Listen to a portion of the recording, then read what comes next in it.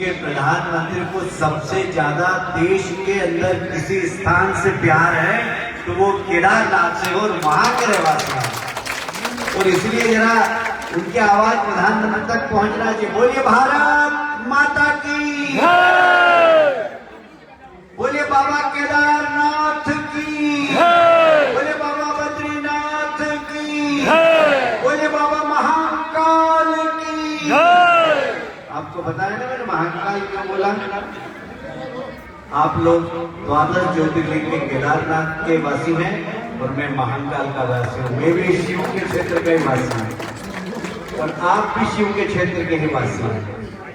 और इसलिए आप सबके चरणों में सबसे पहले शिव भक्तों को प्रणाम करता हूँ, सब देवियों को भी प्रणाम करता हूँ। हमारे बीच में इस प्रदेश के बहुत ही ताकतवर नेता, बहुत सक्षम, बहुत ओजस्वी तेजस्वी नेता मदन कौशिक जी जो प्रदेश अध्यक्ष का निर्माण कर रहे हैं, जरा तालियां बजाकर उनका अभिनंदन करें। पूर्व मुख्यमंत्री, यहाँ के सांसद, मेरे मित्र, छोटे भाई और बहुत ही सहज, सरल, नेक, ईमानदार नेता भाई तीरथ सिंह जी, जरा तालियां बजाकर उनका भी स्वागत करें। हमारे भोजी जिलाध्यक्ष बीएसएफ में काम किया इन्होंने और ये तो फौजियों की पुण्य भूमि है। यहाँ पर इस देश का सर्वश्रेष्ठ योद्धा विपिन रावत जिनको हमने खोया है उसकी भूमि है। ये वीरों की भूमि है। ऐसे वीरों की भूमि के इस जिले के अध्यक्ष दिनेश जी, जरा तालियां बजाकर उनका भी स्वागत करें। यहाँ के बहुत अच्छे विधायक चौधरी साहब के लिए भी जरा स्वागत करें। इस यात्रा के संयोजक और हमको धक्का दे रहे हैं, जल्दी चलना है, छोटा भाषण दो, बड़ा भाषण दो, डांट लगा रहे हैं हमको। ऐसे विष्ट जी, जरा तबला बजाकर वीरेंद्र विष्ट जी का भी स्वागत करें। हमारे प्रवक्ता महोदय बहुत अच्छे विनोद जी, जरा तालियां बजाकर विनोद जी का भी स्वागत करें। भाई श्री शर्मा जी, माणिक शर्मा जी, उनका भी स्वागत करें तालियां बजा के। हमारी जिला पंचायत के अध्यक्ष बहन जी श्रीमती अमर देवी शाह जी, जयंती प्रसाद जी, भाई हमारे बहुत पुराने साथी कुलदीप जी, जरा स्वागत करें कुलदीप जी का भी तालियां बजाकर। यहाँ की पूर्व विधायक दो हैं, एक बहन आशा जी हैं, एक बहन शैला जी हैं, तालियां बजाकर जरा दोनों का स्वागत करें। और यहाँ पर बहुत सारे नेता हैं, हमारे भट्ट जी हैं, पुनियाल जी हैं, बहुत सारे, जरा सबके लिए तालियां बजाकर दोनों हाथ ऊपर करके स्वागत कर दें। आप सबके चरणों में भी प्रणाम करता हूँ, मातृशक्ति को भी प्रणाम करता हूँ। आज सुबह से हम लोग निकले, मुझे बड़ा मैं शहर का रहने वाला हूँ, इंदौर का। इंदौर में इतनी ठंड गिरती नहीं है। बोले वहां आप जा रहे हैं बहुत ठंडे, तो मैंने मदन जी को फोन किया कि मदन जी इतनी ठंड में लोग बाहर निकलेंगे क्या? तो बोले आप चिंता क्यों करते हैं, पहाड़ के लोग हैं। यहाँ के लोग सेना में जाकर माइनस टेम्परेचर 40 डिग्री में भी इस देश के लिए लड़ते हैं, तो हमारे लिए यहाँ पर खड़े हुए मिलेंगे। मुझे तो आश्चर्य हुआ देखकर, जब मैं सुबह इस यात्रा में आया, महिलाएं बड़ी संख्या में मिली, बच्चे बड़ी संख्या में मिले, चारों तरफ एक जन सैलाब इस विजय संकल्प यात्रा का स्वागत कर रहा था। पहले मंजिल पे, दूसरे मंजिल पे महिलाएं खड़ी हुई, बच्चे खड़े हुए। मैंने देखा वो फ्लाइंग किस दे रहे हैं बच्चे, ये सब मैंने और नहीं देखा ही नहीं, जो यहाँ देखा। जो उत्साह है, जो तरंग है, जो लहर है, जो जनता का आशीर्वाद है भारतीय जनता पार्टी के ऊपर। मेरा दावा है कि पहले 57 सीट जीते थे, इस बार 60 से ज्यादा सीट जीतेंगे, ये मेरा दावा है। ये दावा इसलिए कि भारतीय जनता पार्टी की सरकार को इस प्रदेश की जनता ने देखा है, परखा है। मैं जैसे तीरथ जी ने कहा कि मेरे को इस भूमि से बहुत प्यार है, वास्तव में मैं बहुत आता रहता हूँ, चुपचाप आता हूँ। गुप्त काशी में भी इनको बता रहा था, फिर आऊंगा जनवरी में 4-5 दिन वहां पर स्वामी जी उनके पास रहूंगा।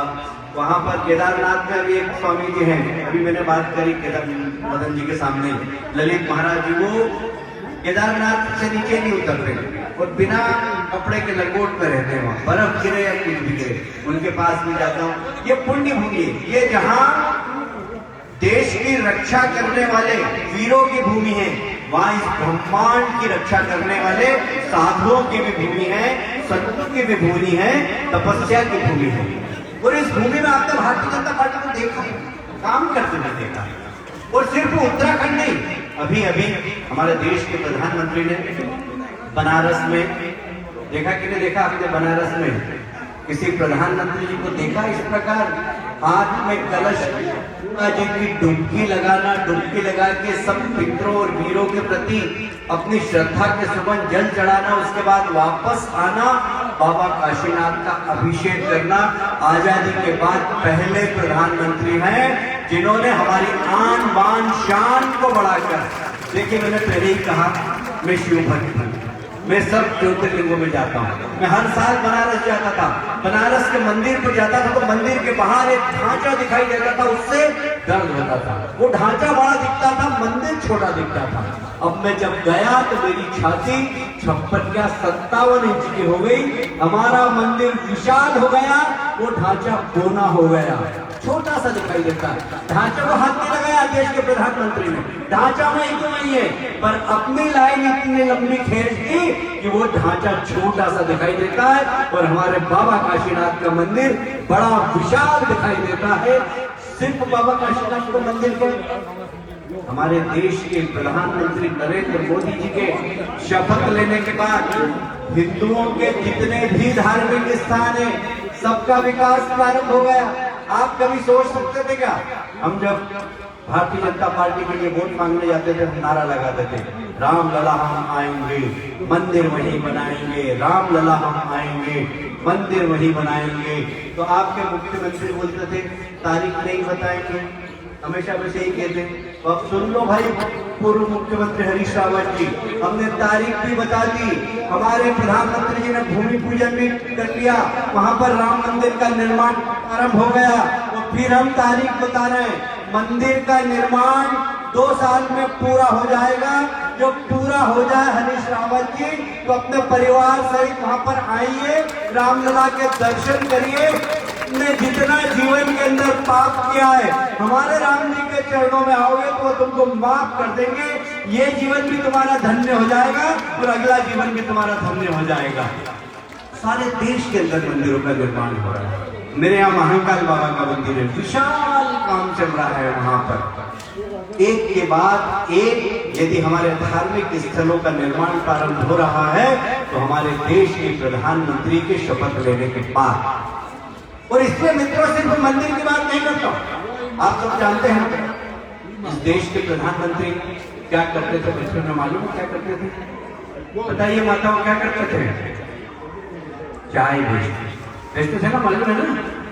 उनके पिताजी की चाय की दुकान थी रेलवे स्टेशन। आप क्या रेल नहीं थी? रेल आ रही है अभी। हमारे तीरथ सिंह जी बता रहे थे कि रेल 2 साल के अंदर यहाँ पर आ जाएगी और यहाँ से आने वाले समय में केदारनाथ तक भी जाएगी। आप चिंता मत करो, देश के प्रधानमंत्री नरेंद्र मोदी बने रहे तो 2024 के बाद यहाँ की ट्रेन केदारनाथ तक भी जाएगी। आप चिंता मत करना, चिंता मत करना। कभी सोच भी नहीं सकते थे पहाड़ के लोग कि यहाँ पर ट्रेन, कभी सोच सकते थे क्या आप लोग? कभी सोच सकते थे क्या? मुझे याद है आज से 40 साल पहले मेरे पिताजी जब चारों धाम की यात्रा पे आए थे तो उनका तिलक निकाल दिया था। पूरे गांव के लोग, हमारे कॉलोनी के लोग छोड़ने गए थे और ये सोचते थे कि पता नहीं वापस आएंगे कि नहीं आएंगे। 40 साल पहले हम सब लोग रोए, हम छोटे थे, हम सोचते थे लोग क्यों रहे। बोले भाई बद्रीनाथ जा रहे हैं, केदारनाथ जा रहे हैं, पता नहीं वहां से वापस आएंगे कि नहीं, इतनी कठिन यात्रा है। ऐसी यात्रा हम करते थे चारों धाम की। आज हम छाती ठोक के कहते हैं, जब इंदौर से चलते हैं दिल्ली आते हैं, दिल्ली से देहरादून आते हैं, देहरादून से चारों धाम की यात्रा करते हैं और एक सप्ताह, एक सोमवार को आते हैं, दूसरे सोमवार को चारों धाम की यात्रा करके वापस इंदौर पहुंच जाते हैं। ये इंफ्रास्ट्रक्चर किसने बनाया? ये भारतीय जनता पार्टी। भारतीय जनता पार्टी ने आज, अभी हम सड़क पर चल के आए, क्या सड़क है साहब, आप तो किस्मत वाले हो। मेरे इंदौर में भी ऐसी सड़क नहीं है।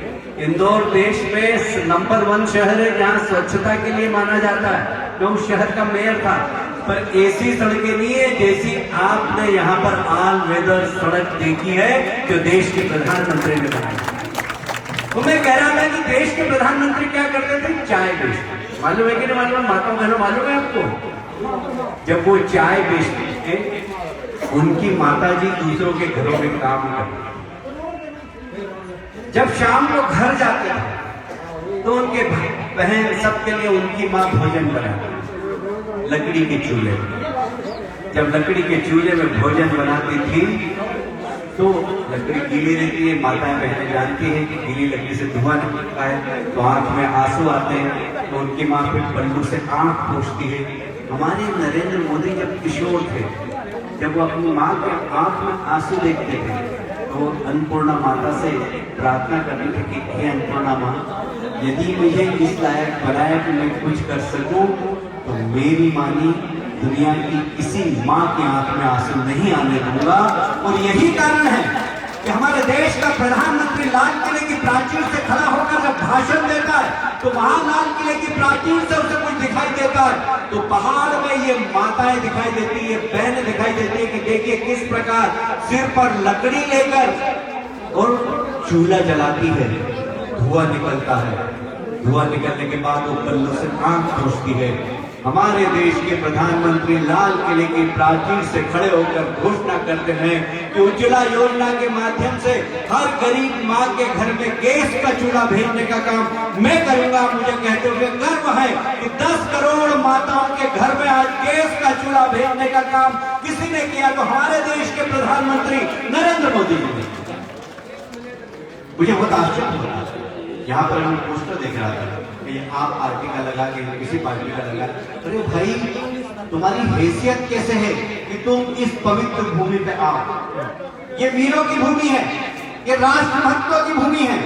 आज यदि हम यहाँ पर बात कर रहे हैं तो इसलिए कि यहाँ बैठी हुई माताओं और बहनों का बेटा देश की सीमा पर खड़ा हुआ है, उसकी नजर दुश्मन की तरफ है, दुश्मन कहीं इधर देख नहीं ले, उसकी छाती दुश्मन की तरफ है, उसकी बंदूक की नली दुश्मन की तरफ है, इसलिए हम सुरक्षित हैं। आज चाइना की नजरें हमारे पास है, हमारे इस भूमि का बेटा उस चाइना की सीमा पर खड़ा हुआ, इस देश की रक्षा की। इस देशभक्तों की भूमि पर वो पार्टी के लोग कैसे आ सकते हैं जो देश विरोधी की पीठ थपथपाते हैं? मैं आपसे पूछना चाहता हूं, दिल्ली देश की राजधानी, वहां पर एक विश्वविद्यालय है, उस विश्वविद्यालय के अंदर, उस यूनिवर्सिटी के अंदर नौजवान नारे लगाते हैं कि भारत तेरे टुकड़े होंगे इंशाअल्लाह, इंशाअल्लाह, भारत तेरे टुकड़े होंगे इंशाअल्लाह, इंशाअल्लाह। क्या इस प्रकार के नारे हम बर्दाश्त कर सकते हैं? मैं आपसे पूछना चाहता हूं, क्या बर्दाश्त कर सकते हैं हम? उस विश्वविद्यालय पे नारे लगते हैं कि हम छीन के लेंगे आजादी। क्या इस देश के अंदर आजादी नहीं है? ये देश विरोधी नारे लगाने वाले विश्वविद्यालय के छात्र, चलो हम मान सकते हैं ये बच्चे भटक गए, हम इन्हें समझा देंगे, पर इनको प्रमोट करने के लिए, इनकी पीठ थपथपाने के लिए यदि कांग्रेस के लोग जाएं, यदि आम पार्टी के लोग वहां पर जाएं, तो क्या ऐसी पार्टियों को माफ करना चाहिए? क्या मैं आपसे पूछना चाहता हूं, क्या उनको इस पुण्य भूमि पे, क्या इस वीर भूमि पर वोट मांगने का अधिकार है? क्या मैं आपसे पूछना चाहता हूं। और इसलिए आज देश के ऊपर बहुत सारे नजरें हैं। मोदी जी देश को दुनिया के सामने एक शीर्ष पर लेकर है, हमारे देश को बहुत बड़ा देश बनाना चाह रहे हैं, सम्मान दिला रहे हैं, पर उन हमारे पड़ोसी देशों ये बहुत अच्छा नहीं लगा। हमारे देश की रोटी खाते हैं, हमारे देश की हवा से सांस लेते हैं, हमारे देश का पानी पीते हैं, और गुण दुश्मनों को गाएंगे कुर्सी के लालच में। क्या ऐसे लोगों को इस पुण्य भूमि में वोट मांगने का अधिकार है? क्या मैं आपसे पूछना चाहता हूं। और इसलिए ध्यान रहे, माताएं बहनें यहाँ बड़ी संख्या में, मैं आपके चरणों में प्रणाम करता हूं, क्योंकि मैं जानता हूं पहाड़ में एक स्थान से दूसरे स्थान पर जाना कितना मुश्किल है। आप सब, कोई ऊपर से आया, कोई नीचे से आया, और इतनी बड़ी संख्या में यहाँ पर बैठे। यह प्रदेश बहुत नाजुक प्रदेश है। नाजुक प्रदेश इसलिए है कि यह सीमावर्ती प्रदेश है, यहाँ की सुरक्षा बहुत जरूरी है, हम सबकी सुरक्षा बहुत जरूरी है, और इसलिए बहुत जरूरी है कि ऐसी सरकार आए जो देश की चिंता करे, कुर्सी की चिंता नहीं करे। कुर्सी की चिंता करने वाले वोट मांगने आए तो उनको घर का रास्ता दिखा दे, क्योंकि हमें इस प्रदेश को बचाना है, इस देश को बचाना है।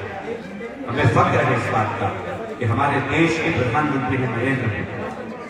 हमने उनको देश का नेता बनाया, हमने उसको देश का प्रधानमंत्री बनाया, पर उनकी राजनीतिक इच्छा शक्ति, उनका दुनिया के बारे में सोच, उनका भारतीय संस्कृति के प्रति प्यार, वो दुनिया के किसी भी मंच पर जाते हैं तो हमारी भारतीय संस्कृति की बात करते हैं, वेद की बात करते हैं, पुराण की बात करते हैं, सर्वे भवन्तु सुखिनः की बात करते हैं और कहते हैं दुनिया को भारत के पास देने के लिए बहुत कुछ है। वो जब विश्व मंच पर जाते हैं कहते हैं योग हमारा है, हमारे ऋषि मनीषियों ने पहाड़ों पर तपस्या करके योग दिया है, प्राणायाम दिया है, हम आपको देना चाहते हैं। ये भारत का प्रधानमंत्री, क्या आप स्वस्थ रहिए। जब वो विश्व के मंच पर देश से, दुनिया के सब देशों से कहते हैं कि हम योग देना चाहते हैं, ये दुनिया एक दिन योग दिवस मनाए, हमें कहते हुए फक्र है कि 100 से ज्यादा देशों ने प्रधानमंत्री जी का समर्थन किया तो यूनाइटेड नेशन ने योग दिवस की घोषणा की।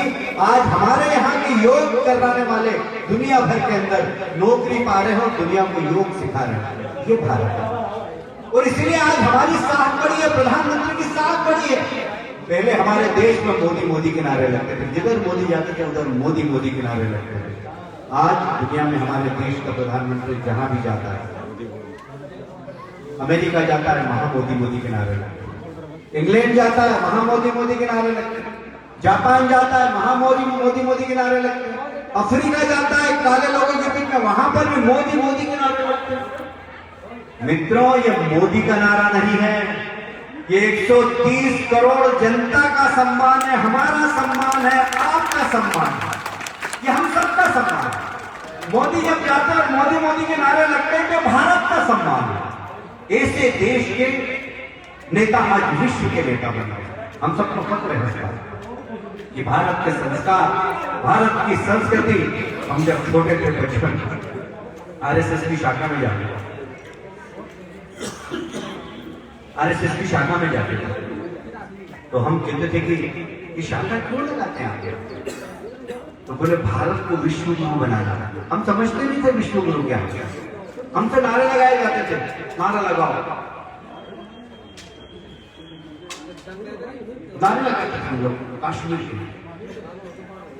के लिए नारा लगाते थे कि जहां हुए बलिदान मुखर्जी वो कश्मीर हमारा। हम समझते नहीं थे धारा 370 क्या है, जब समझने लगे, जब पता लगा कि अरे धारा 370 तो इस देश के अंदर अलगाववाद की धारा है, ये धारा कैसे समाप्त होगी, हम समझ ही नहीं पाते थे धारा 370 कैसे लगोगी। जम्मू कश्मीर में एक तरीके से पाकिस्तान की पैरेलल सरकार चलती थी धारा 370 लगी होने के कारण। आपको याद होगा डॉक्टर मुरली मनोहर जोशी भारतीय जनता पार्टी के अध्यक्ष थे, उनके नेतृत्व में एकता यात्रा निकली थी, उस एकता यात्रा के संयोजक थे माननीय नरेंद्र मोदी जी। हम सब लोग भी वहां गए थे श्रीनगर में झंडा नहीं फहरा पाए, बड़ी मुश्किल से सेना के बीच में झंडा फहराया 10 जनों ने, और वहीं पर बम फेंक दिया उन्होंने, झंडा नहीं फहरा सकते थे तिरंगा। ये हालात थे जम्मू कश्मीर की। ये हमारे देश के प्रधानमंत्री पता ही नहीं लगा, पार्लियामेंट बुलाए, धारा 370 हटाई। आज मुझे कहते हुए गर्व है कि अभी पिछले दिनों 15 अगस्त को जब हम सब आजादी दिवस मना रहे थे, जम्मू कश्मीर की एक पंचायत में वहां के नागरिकों ने तिरंगा झंडा फहराया था। धारा 370 हटने के बाद आज जम्मू कश्मीर में हर पंचायत में तिरंगा लहरा है। वहां से पाकिस्तान की सल्तनत समाप्त हो गई। और वहां राज है तो भारतीय सरकार का राज है, भारतीय संविधान वहां पर चलता है। अब वहां पर आप भी जाकर जमीन खरीद सकते हैं, वहां पर रह सकते हैं, पहले वहां आप जमीन नहीं खरीद सकते। अब भारत का भिन्न अंग हो गया कश्मीर। ये भारतीय जनता पार्टी की विशेषता। और इसलिए मित्रों, आप सीमावर्ती प्रदेश हैं, आपके प्रदेश की सीमा खत्म होने के बाद हमारे पड़ोसी देश प्रारंभ हो जाता है, जिसकी नजर हमारे लिए अच्छी नहीं है। और इसलिए बहुत जरूरी है कि यहाँ पर ऐसी सरकार बने जो मोदी जी के नेतृत्व में आपकी भी रक्षा करें और सीमा की भी सुरक्षा करें। बताइए, ऐसा प्रधानमंत्री और ऐसा मुख्यमंत्री चाहिए कि नहीं? आपको चाहिए। आज ये प्रदेश, ये पुण्य भूमि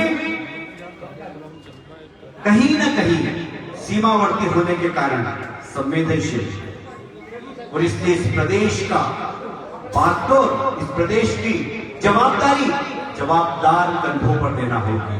और इसलिए हमारे प्रधानमंत्री जी कहते हैं डबल इंजन, एक केंद्र का इंजन, एक राज्य का इंजन।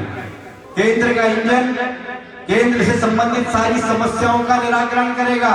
दुश्मन यदि आपकी तरफ बुरी नजर से देखेगा तो राजनाथ सिंह जी, अमित शाह जी और प्रधानमंत्री जी तीनों मिलकर दुश्मन की दोनों आंख निकाल कर उनके हाथ में दे देंगे कि इस पवित्र प्रदेश की तरफ देखना मत। ऐसे हाथों में आपको प्रदेश की बात पहुंचो। और इसलिए मित्रों, मैं ज्यादा समय नहीं लूंगा, आप बहुत दूर दूर से चलकर आए, बड़ी ठंड से चलकर आए। मैं आपसे इतना ही निवेदन करना चाहता हूं, मैं नरेंद्र मोदी जी का सिपाही हूं, और सिपाही आपसे ये आग्रह करने आया है कि देश में सबसे पवित्र जगह और सबसे प्यारी जगह यदि देश के प्रधानमंत्री जी की है तो वह केदारनाथ है, वह इस प्रदेश की पुण्य भूमि है। और इसलिए वहां पर मैं वहां के नागरिकों से निवेदन करने आया हूं कि आप सारे प्रदेश में एक विजय का डंका बजाएं, आत्मविश्वास सबका बढ़ाएं, सबको विश्वास दिलाएं कि यह विजय संकल्प यात्रा आने वाले समय में भारतीय जनता पार्टी की सरकार बनाएगी, हमारी यहाँ पर भी विकास करेगी और सीमा से भी हमारी सुरक्षा करने का काम भारतीय जनता पार्टी की सरकार करेगी। ये विश्वास मैं आपको दिलाता हूँ, ये विश्वास आप सब पूरे प्रदेश की जनता को दिलाएं और भारतीय जनता पार्टी का समर्थन करें। बहुत बहुत धन्यवाद। भारत माता की जय।